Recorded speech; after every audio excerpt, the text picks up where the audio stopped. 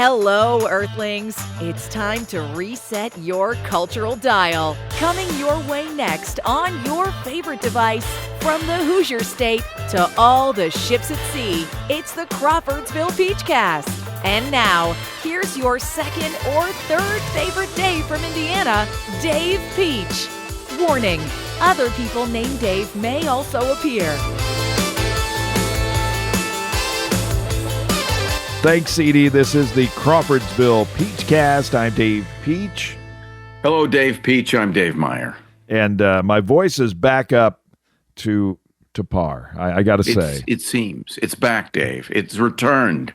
I took the same stuff that Carol Brady took in that one episode, And right. I went over. I went to the Lincoln Memorial and with Gomer Pyle, and all of a sudden the laryngitis was gone, and I was ready to sing in front of that big gathering in Washington, D.C.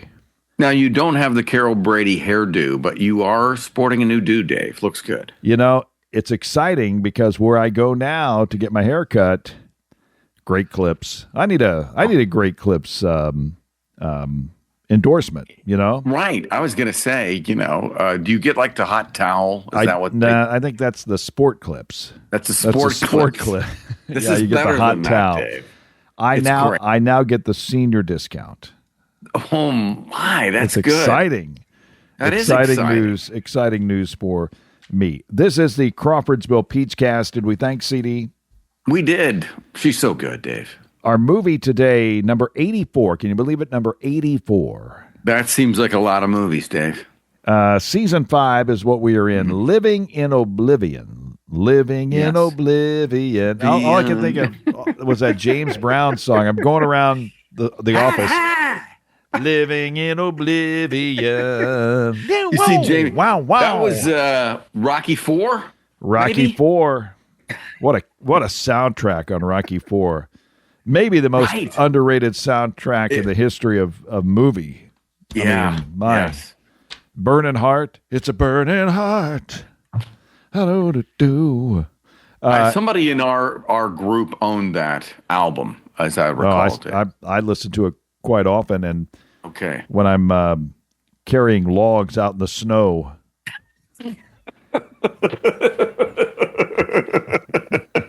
I got a visual. And those Dave. stupid Russian people are always spying on me. They're always spying. They're always this is when you there. Let your beard go, right? You let your beard go, too. Oh, yes. Central Indiana Rubber Products provides the power for you. Central Indiana Rubber Products, or CIR, keeps farm equipment and local manufacturing processes running with gaskets, belts, seals, and O-rings, among a variety of other products and services. Employee-owned and always customer-focused. Central Indiana Rubber Products, 989 West, 83 North, Crawfordsville, and at indianarubber.com. Central Indiana Rubber Products, or CIR, power for you. 1995, Living in Oblivion. This is no one was crying for this one. This is I love the description of the movies. Mm-hmm. Yeah, I'm addicted to them now. I now want to go back through all 83 other movies and make sure that I have the description of the movie. This is an independent, satirical, black comedy. Yes, and it's all those things. It is all those things. We have Steve Buscemi. I think Buscemi. We've got him again. We seem to get people in bunches. We had him in Miller's Crossing, and now here he is. And who was he in Miller's Crossing? Help me out. He played Mink, that's right. The friend Mink's of boyfriend. Friend of the other. I forget his name. The friend of the sister, brother, the brother of the sister. And he spoke very quickly. Gotcha. He's Nick Reve in this one. Rev. Yeah, I would say that's good. Now he has long hair in this one. Yeah, and he's got that director hair. Yeah, director hair covering his ears. Peter Dinklage is in this movie. Dinklage, yes. Playing Tito. An angry character actor who has to come in during a dream sequence. This was his movie debut. Okay, well, he never really warmed up, Dave, but he did make an impression. The independent satirical black comedy, the budget was $500,000. The box office was $1.1 million. And we'll go through the cast and the movie and the reaction of my family watching the beginning of it. They are so supportive of me. They'd love you, Dave. I mean, Matthew goes, "Why do you talk about these movies, these bad movies, or what are you doing with your life, Dad? Dad, are you okay?" My son looks at me like, "What are you doing with your life? What really?" And I tell him, we're not splitting atoms here. I mean, we know that we're not. No, we're not. No, Dave, we're not solving the world's problems, but these movies are there. They're out there. And we're, not anybody. I don't think enough people or anyone else is probably talking about this movie right now. No, Living in Oblivion has. We'll talk about the movie. Let's talk about the cast. Okay. Catherine Keener. Yes, and she's not. I guess she's not really active right now as far as an actress. I don't see her. I mean, she was in a lot of stuff. The thing that I think most people remember her from is the 40-Year-Old Virgin. A lot of people remember she was kind of the love interest and, to Steve Carell in that movie. Dermot Mulroney, who we've had in two other movies. Do you know the two other movies that we've had Dermot Mulroney? Can you name them? Oh, God, Dermot Mulroney, born in Alexandria, Virginia on Halloween, 1963. Dermot Mulroney. Dave, I'm going blank. Oh, come on. I'm going blank. Oh, I want to. These movies are on the tip of your tongue. Have we done Young Guns, Dave? Did we do Young Guns? Long Gone. Long Gone. That's the one. 1987. Untoasted movie number 43. Okay. And the 1988 movie, or the 1988 movie number 48 on the Untoasted series. He played Michael on the movie. This was a movie debut for him, Sunset. Ah, yes. Sunset. Gosh, Dave. I tell you what, if we ever get him on here, the fact that we're going to say, no, we only want to talk about 3 movies. And then they are Sunset, Long Gone, and Living in Oblivion. He probably would get up right then and there, Dave. Probably get up and walk out of the room, or we would become his best friend. Some little known fact about these actors and actresses. Mm-hmm. Catherine Keener was twice nominated for an Oscar for Best Supporting Actress, being John Malkovich in 1999 and playing Harper Lee in Capote in 2005. Oh, yes. Forgot about, knew of, watched, but forgot about both, Dave. So, and Catherine Keener and Dermot Mulroney were married from 1990 to 2007. Who knew? Who knew, Dave? A power couple. 1990 to 2007, and we were in the middle of that. Now, Mean Dave says, were they walking arm in arm saying, 1.1 million for this power couple on Living in Oblivion, baby. 1.1 mil. Sign us up. See where we can take you. That is 0.1 more than the amazing Buck Howard. Yeah, okay? Let me just tell right you. up there. Let me tell you. Oh, my goodness. We do miss Kreskin. So that's I have one more cast note. Danielle Von Zemek played Wanda. Wanda, the AD, the assistant director, yes, who was involved with Wolf. And I was talking to some people over coffee here in Crawfordsville, and I go, we're doing this movie, Living in Oblivion. They go, oh wow, oh yeah, we. And I said Danielle Von. I said, and it's got Danielle Von Zemek as Wanda, and Earl said, isn't she married to James Fernley, the English accordion player for the Irish folk punk band, the Pogues? That's tough to say. No way, Dave. I think it was Earl who said, isn't Danielle Von Zemek married to James Fernley, English accordion player for the Irish folk punk band, the Pogues? I go, she is. She is. I said, yeah. You're knocking them down there, Dave. And that's the thing. She actually has produced some Christmas movies for Lifetime and that movie Hallmark Channel. And she did a 2021 parody called A Cluster Christmas. We'll leave it at that. Yeah, I don't even want to say the word. It's not that. Right. I just want to leave it at that. It's got like a little umlaut on it to make sure that you don't say. Yeah, you don't actually say Maynard Ferguson. But it's not that. Yeah. But I don't even want to say what it is. Right. So we'll leave it at that. So David. Yes, Dave. We'll let Dave. I'm sure Curtis has gone to break, and now we're back. But Curtis. We're back. Curtis, you're a lifesaver. Okay. When I don't know really where to start with this movie because it is so strange. It is strange. It's if you look into it, people are strange when they're making an independent movie about making an independent movie. Well, I'll say this: the director who made this movie gave Brad Pitt his first starring role. Tom DeCillo. Yeah, Tommy. It was a movie called Johnny Suede. I think I saw that. I think I saw that in some of the. Things. He has this pompadour hair deal, but this is it's a satire, almost. It seems. Dave. I think John at the coffee said, "Isn't that an independent satirical black comedy?" Like, yeah, you're right. You're right, John. There you go. It is. John and the Pogues, then we talked about our 5 favorite songs from the Pogues. By the Pogues, for the Pogues. So, and what were those? We want to go through those, Dave, in the different eras. No, this is how do you describe this movie? Because really, it's first of all, if do we want to give away? There's like a little spoiler, I'd say, regarding the first 25 minutes and the middle 25 minutes.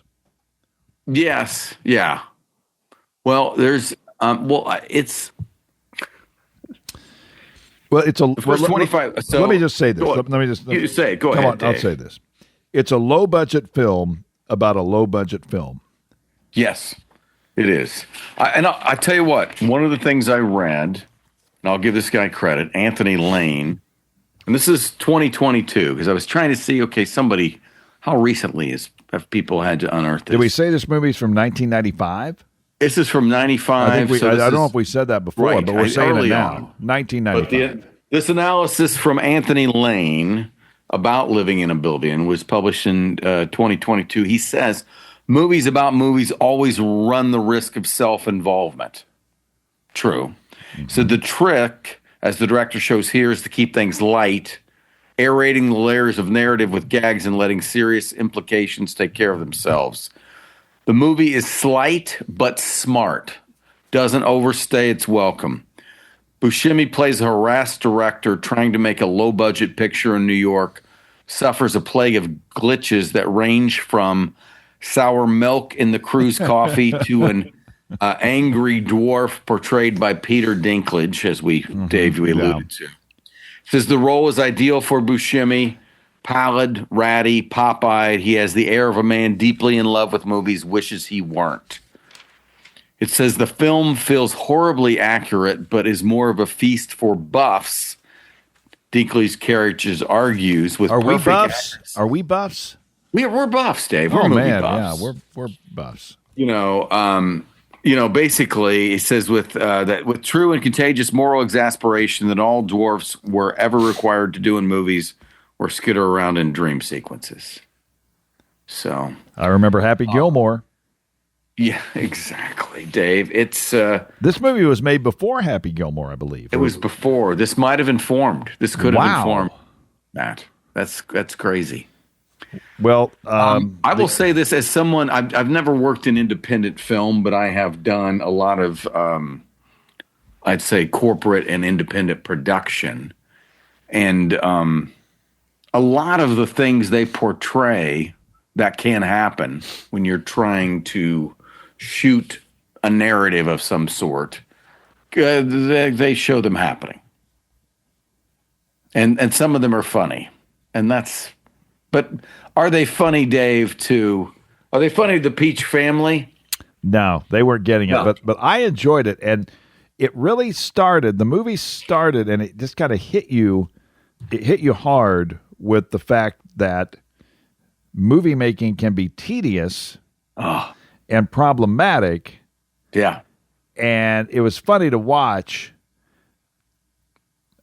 Here's the deal in radio, and this is kind of where I live. Mm-hmm. Let's say we do a remote. Yes. Well, I go do the remote, and I got to board up, and that's it. If somebody drops a glass or somebody, interrupts me while I'm on the air or whatever, it's not that big a deal. We're just doing a remote. It's live. It's a live radio broadcast. It's understood. But with the movies, they're going for a certain, standard. Yes. Even though we all know, and you and I know, that IMBD will point out all the flaws in all the errors. Gone with the Wind or Godfather or everything. Somebody Up There Likes Me or whatever, whatever movie it will be, they'll point out. So there will be those continuity errors. The guy wrote on a chalkboard and the word "the" is on the left side, and then it's all of a sudden it's on the right side, and all this stuff. But anyway, they're trying to, and I think that's kind of what they're going for at first. With Catherine Keener doing her first. I mean, that thing did go a little bit long. Did get long. A lot of things went on, but it was. And I got to say that a lot of the scenes, because I guess the way they make movies, and I don't know how they make movies really, but everybody had to stand in a almost a phone booth. Yeah, they had to be up close and personal there. I mean, they were. Yeah. Independent movie making, your sets, you're trying to make do maybe, and based on what you could afford, where, it's in an area where you could control, you didn't have to buy too many permits, whatever that was. Well, let me just say this. If you're watching a movie, they shoot the one scene over and over and over and over again.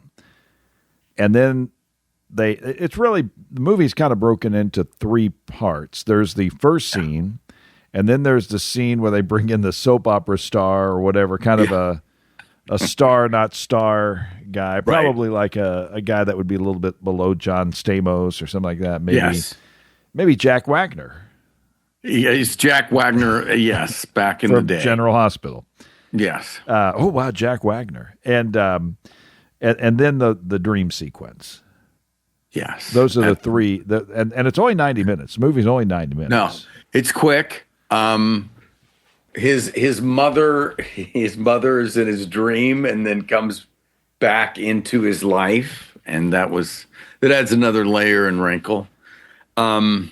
There's all the entanglements that Wanda, the AD, who's kind of the person that runs basically the production aspect of it, keep everything in line. She's in a relationship with the AD, but she's really would rather be with the soap opera star. At the same time, about Wolf. And Steve Buscemi's character, the director, is really in love with his leading lady and kind of basically wrote the movie to kind of get her in it, but I don't know. It shows just the entanglements. And then my favorite scene, Dave, is, anytime you shoot anything with video that you need to edit later, you capture what is known as room tone, but it's basically the sound of the room, right? It's when no one's talking, even though, a quiet room still has sound. So you record that so you can mix it in when you edit and try to smooth out the cuts. But in this case, they use room tone to go around the room while it's quiet, basically to see what's in everybody's head, really. Yes. Kind of like what's in our head right now. Exactly. So, I love the guy that mine was is wanting a deep to eat. dish pizza. Exactly, That's in Dave. my Mine head is, right now. I mean, I'm hungry right now. I didn't really eat lunch. From Giordano's. It's a deep dish pizza. It's in my head. But you can see that the actor doesn't think she's worthy, and she thinks she might end up waiting tables again. The director is delusional, think he's going to get an award. It's all over the place. I love it. Would you call Catherine Keener in this movie a reluctant ingenue? Yeah, that's good. Reluctant ingenue is inappropriate. That's kind of a movie title. Ingenue, Dave, is a stock character, not a trope. Okay. What's the difference between a stock character and a trope? Wow. Tell me, Dave. There's no difference? Okay. I don't know. An ingenue, a stock character in literature, film, and theater, a young woman, and when you're 65, everyone is young, who is defined by her endearing innocence and naivete. I love that. I love reading definitions. Yes, it's fun, and they seemingly are more available these days, Dave. They certainly are, and you can really just nail it down. Now, so go ahead. You talk about. No, I got a couple questions to kind of. I would say, let's talk just for a minute. There's a lot of different characters. One person we didn't really touch on, who is my favorite character. Oh, wait a minute. I'm going to write this down on a card. Okay. Go ahead. Well, I've got it written down in the notes, so I'm going to circle. He's going back. I'm going to circle my favorite character, and let's see if we match, because we do not rehearse these shows, folks. We do not, folks. And I don't know if he has an actual name. It's looking pretty good, folks. Yeah, he's the driver. He's the driver. There we go. The driver. Yes. There it is. Folks. Look at this. Stealing the show, the driver. I've got him as Tom Jarmusch. Jarmusch. Tom Jarmusch. Tom Jarmusch. And he's called Driver Intern. Okay. In the credits. But he steals the show. He steals the show. I mean, he definitely steals the show, Dave. Times. Well, how many times do you maybe I don't even run into these people where they kind of they're taking your pulse. It's just awesome. Anyway, I don't know how to describe him. He basically just reflects. He doesn't ever. It's all simple. Like he says to Catherine Keener when he's driving her, you might have anxiety issues. Yeah, he says you're doing the blah blah blah scene today, and she goes, "Oh, you read the script?" He goes, "No, it's on the call sheet." Just I don't know how to describe his voice. Oh, it's kind of haunting, but it's a little curious, and it's like a green station wagon, right? That's all dented up. Oh, Dave, no, he seems he's both mysterious and somehow the only sane person, really. So he is. He absolutely takes the cake. I mean, it's phenomenal. It is. We love the driver. We do. Chad Palomino is the name of the soap actor, which is I'm excited. I love the name, Dave. Chad Palomino. I feel like I want to use that at some point. What's your name, son? Chad Palomino. In case we haven't described this movie to the folks out there that, if it made 1.1 million at the box office, there's probably a lot of people out there that have not seen this movie. I would say a lot. Say, yeah.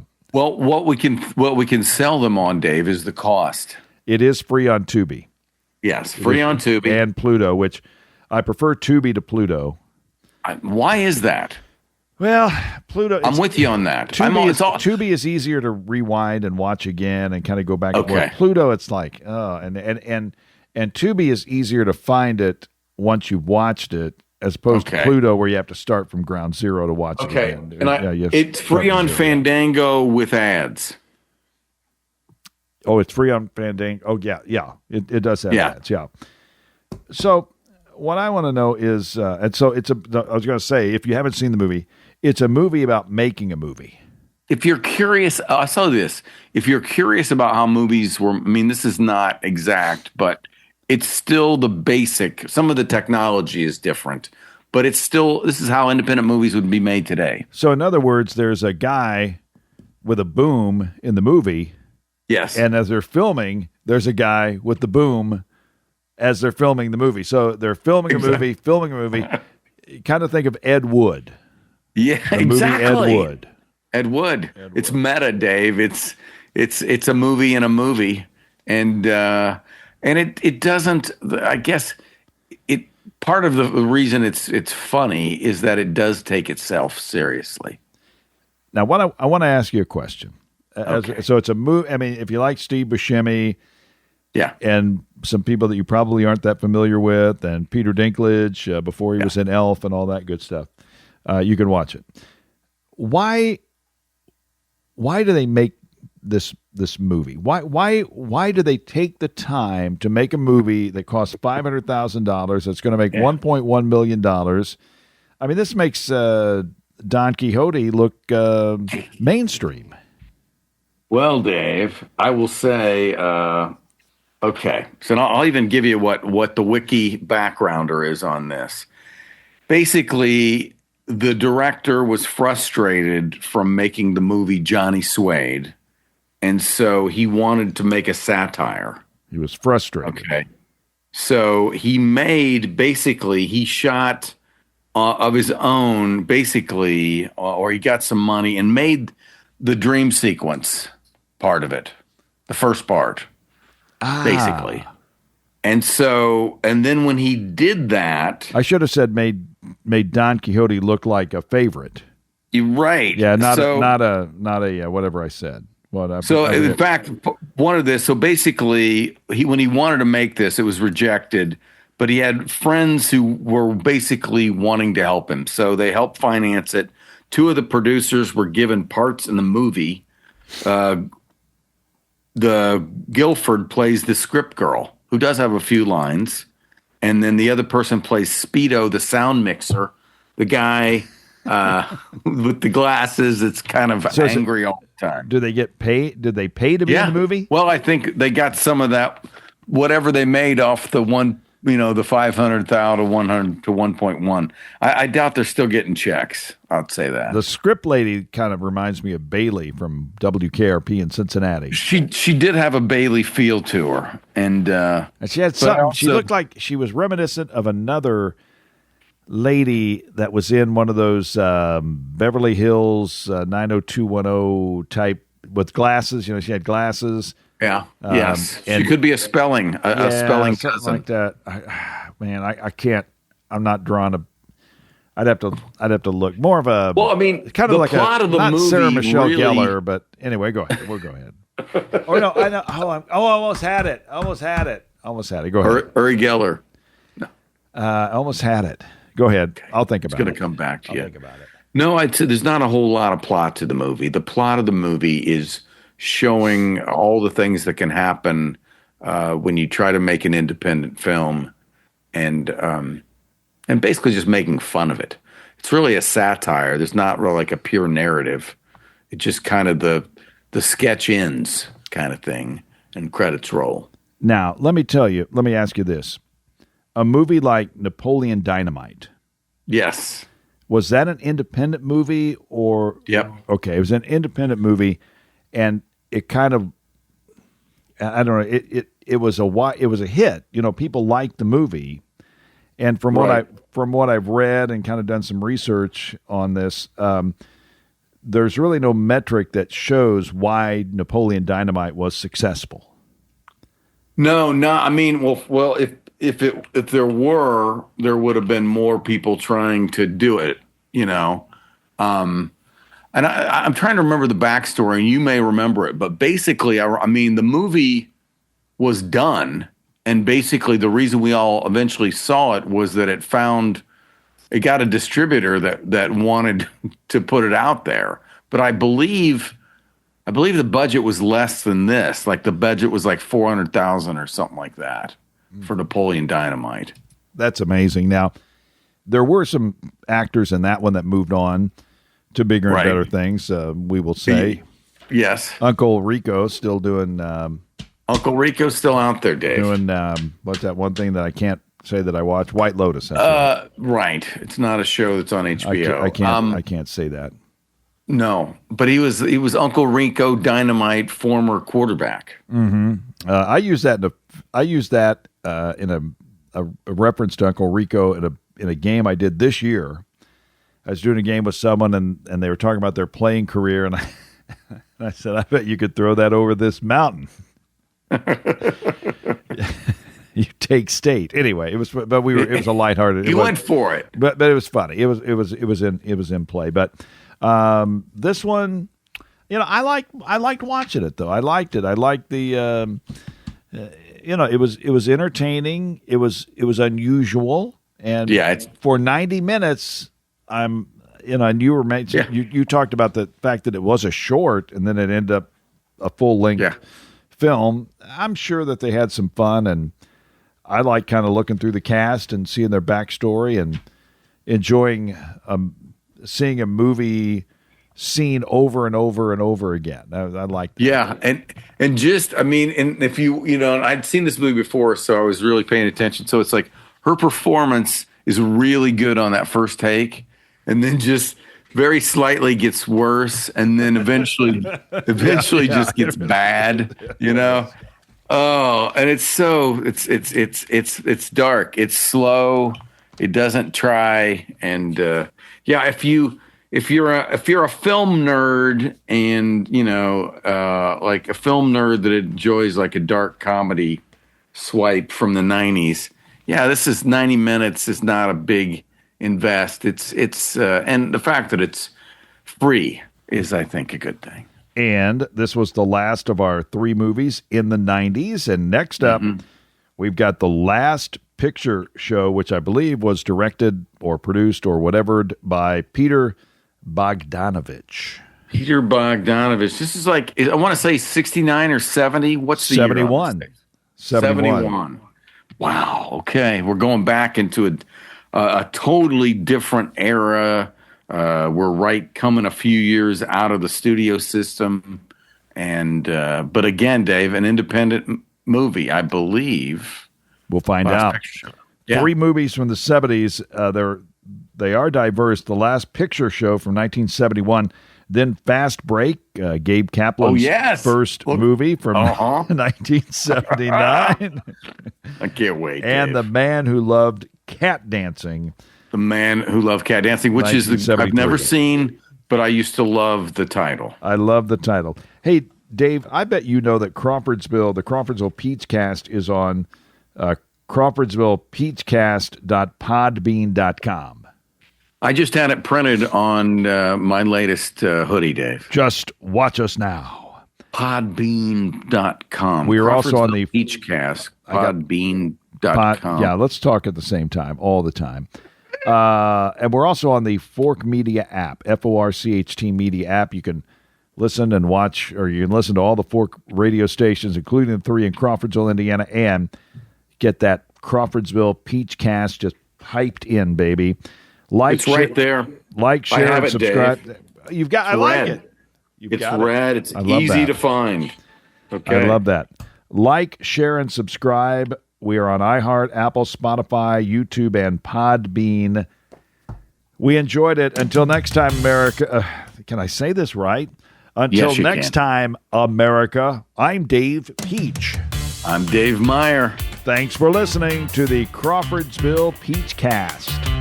Thank you for listening to the Crawfordsville Peachcast. If you enjoyed it, follow the podcast and ring the bell so that way you'll always be up to date with the newest episodes. We'll see you next time.